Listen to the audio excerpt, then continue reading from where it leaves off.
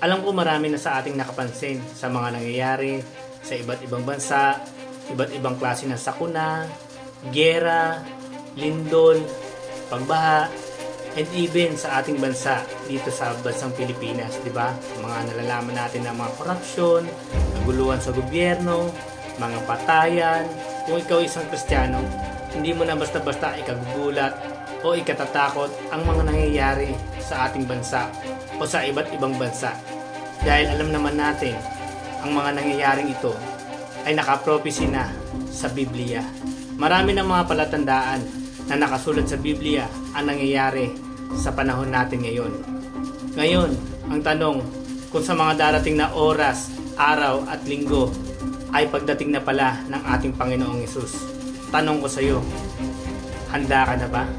Gaano mo nasisigurado sa iyong sarili na ikaw ay handa na sa pagdating ng ating Panginoong Hesus? Marami ang mga hindi naniniwala na hindi totoo ang nakasulat sa Biblia. Pero papaano, kapatid, ang tanong ko sa iyo, papaano kung totoo ang lahat ng ito? Papaano kung bigla na lamang dumating ang ating Panginoong Hesus? Handa ka ba? Papaano ang iyong kaligtasan? Papaano ang iyong mga mahal sa buhay? Papaano ang iyong asawa? Papaano ang iyong mga anak? Papaano ang iyong mga magulang? Papaano ang iyong mga kapatid? Kung hindi pa kayo o sila nakakakilala sa ating Panginoong Hesus. Kapag-asa, mahirap kapag huli na ang lahat. Dahil wala sa una ang pagsisisi, kundi nasa sa huli.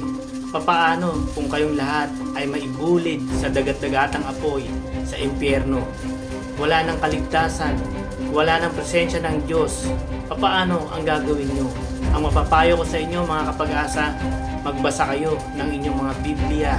Sikapin ninyong kilalanin ang ating Panginoong Hesus na nagpakasakit sa krus ng Kalbaryo upang ikaw ay maligtas mula sa ating mga kasalanan.